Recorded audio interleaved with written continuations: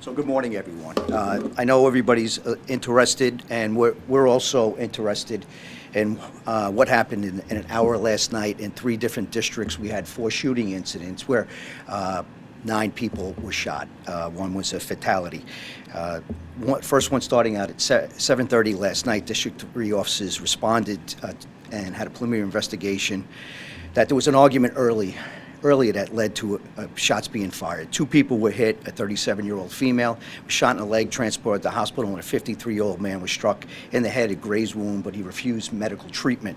The next one, where 5 people were shot, is around 8:10. This was also in the 3rd district. It was at Cherokee in Nebraska, which has a park basketball court in the area. District 3 officers were called about a shooting at Cherokee in Nebraska. When they arrived on the scene, they located 1 person who had been shot. 2 area hospitals alerted us that they have received additional gunshot victims who were privately transported. In all, 5 men were shot, ranging from ages 20 to 67. A 33-year-old man is in critical condition, was privately transported to hospital, and multiple people were firing at each other at this location, and we have numerous shell casings that we were going over as evidence. The next one that happened at 8:25. This was in the 5th district. North of the location, northwest. They responded to a call for a shooting at 3600 block of Hamilton. A preliminary investigation revealed that a victim was dropped off by an unknown individual on Natural Bridge shortly after he was approached by a person who attempted to rob him. The victim attempted to run away when he was shot multiple times in the leg. We believe this victim is in his 20s.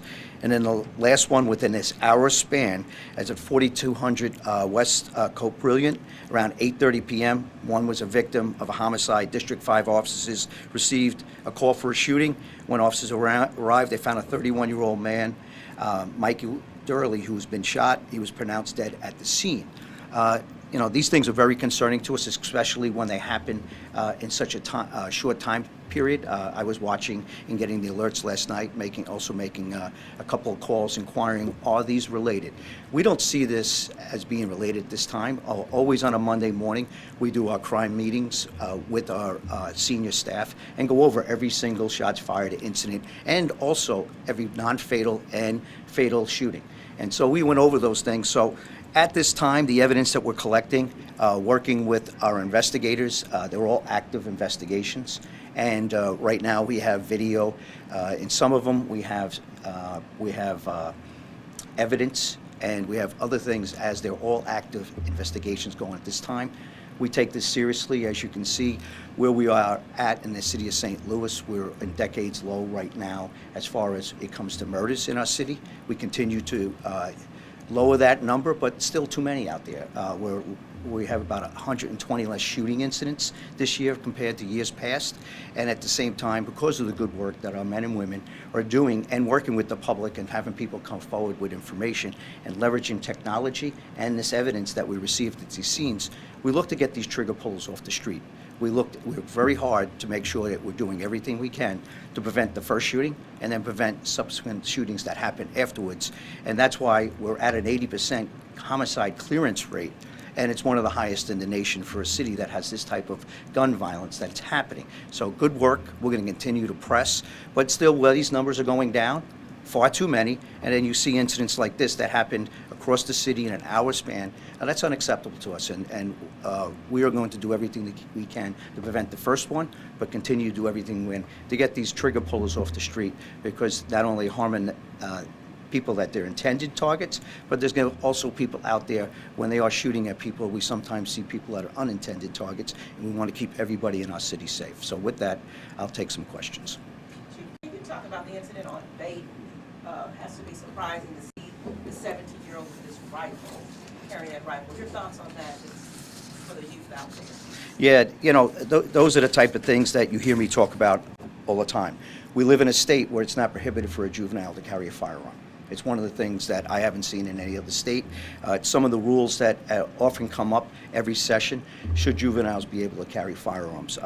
I believe that you got the frontal cortex that is not developed at that age, and certainly unsupervised when carrying firearms, and can lead to danger for that juvenile, and also dangers to others if they should use them. So we do have an ordinance in place that It's prohibited for a juvenile to carry, but it's an ordinance violation because you need to have a concealed carry permit to open carry. And if that, anybody below 19 or under, cannot get a concealed carry permit. So we do leverage that, an ordinance that was put in last year.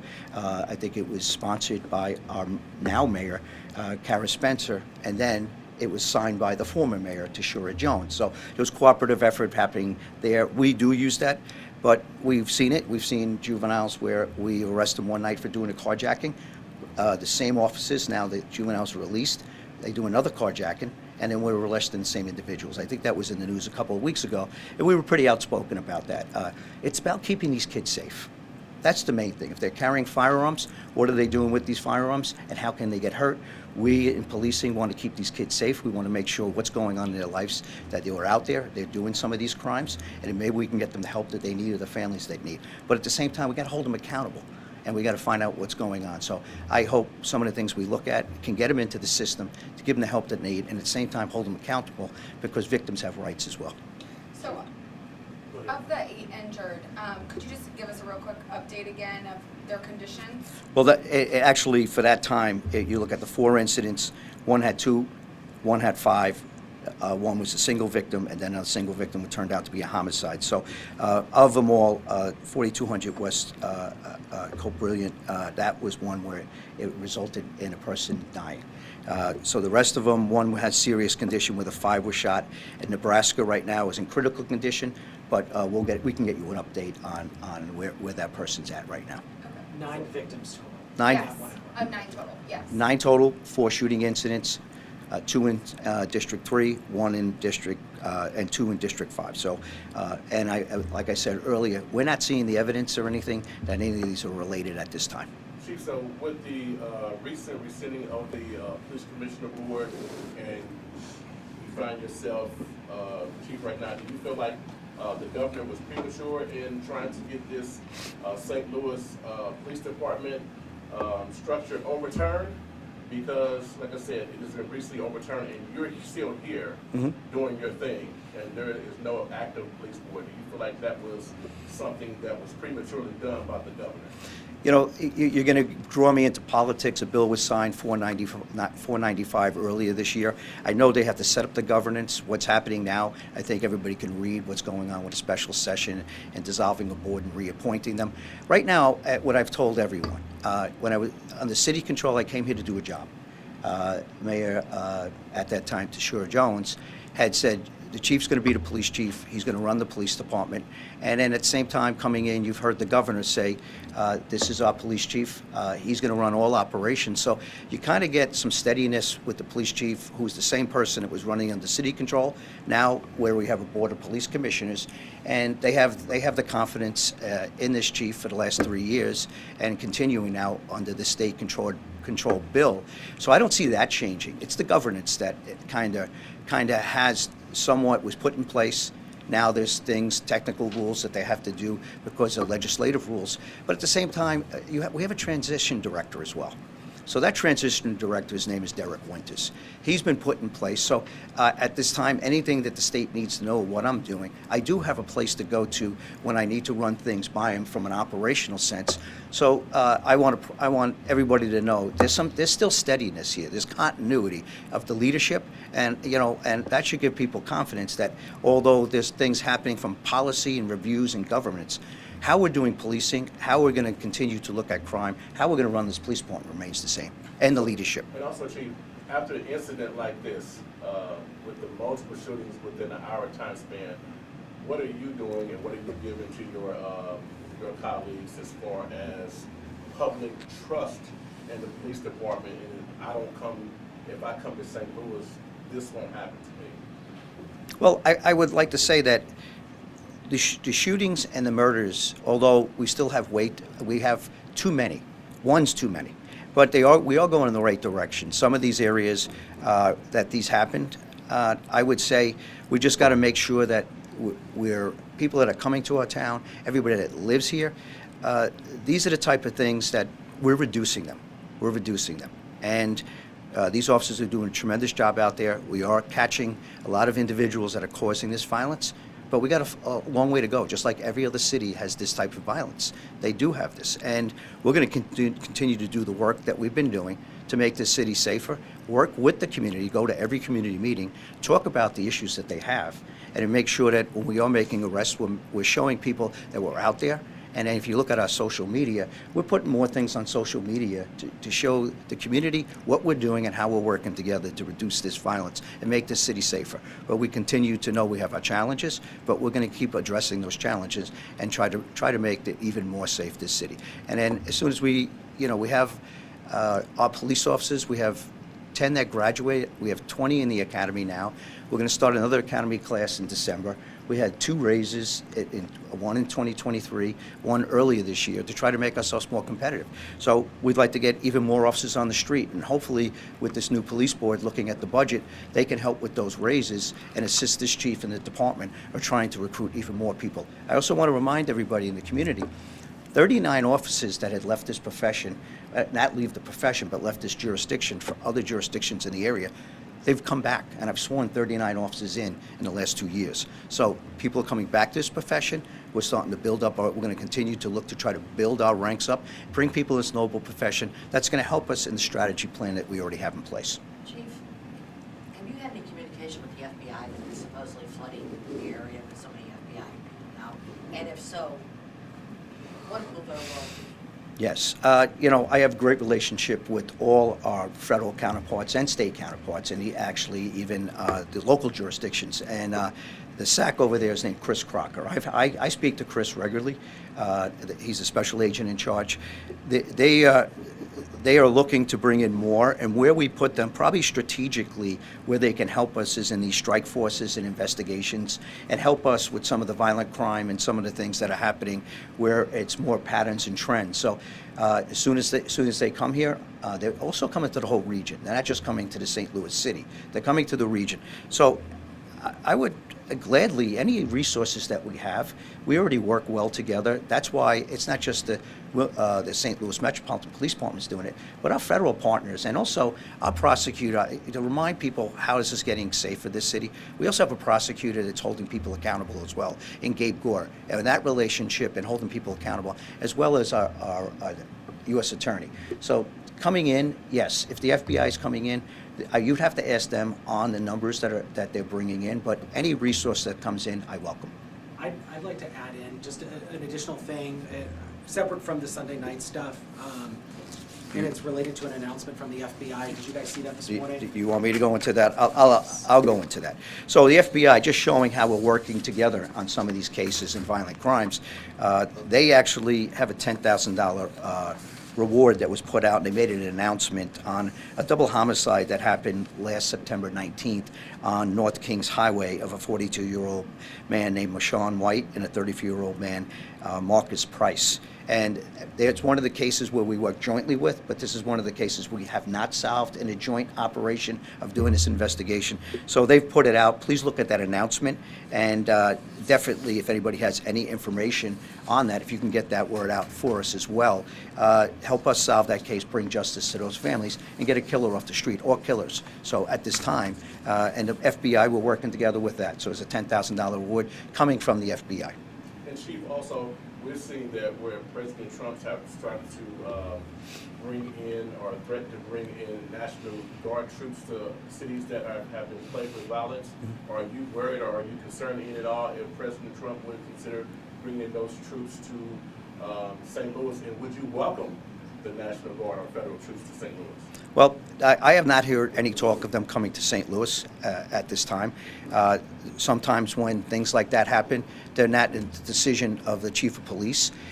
So if that point ever comes, I'll probably have more details on what the plan would be. But at this time, it's not something that's talked about. And really, hypothetically, it's tough getting into hypotheticals. I do know that we did have, when we had the No Kings March, when we had several thousand people that were here a couple of months ago, the National Guard was called up by the governor, and then to assist Kansas City and the city of St. Louis.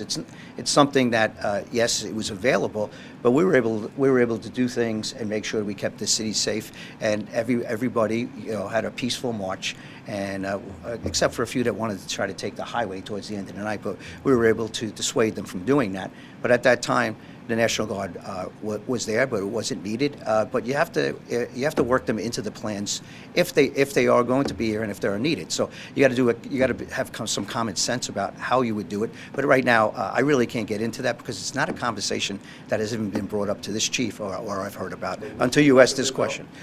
At this time, I would have to deal with that question. Should they come here, and if there's resources that are given to us, then I'd have to figure out a plan on how to deal with that and how to use them in the best way possible for the community.